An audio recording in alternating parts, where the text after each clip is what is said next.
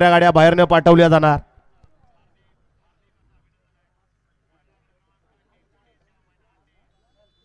बराच उशीर लागला.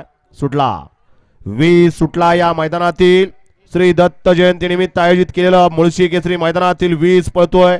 एक जाग्यावरून बाहेर गेला आणि आता तिघांच्यात लढत चालू आहे. आड्याल इकडं बारामतीकर पळतायत, पड्याल त्याच्या तिकडं मुंबईकर पळतायत आणि त्याच्या पड्याल तिकडं सुंदर अशी लढत येतोय. पाषाणकरांनी शेवटच्या क्षणाला बाजी मारली.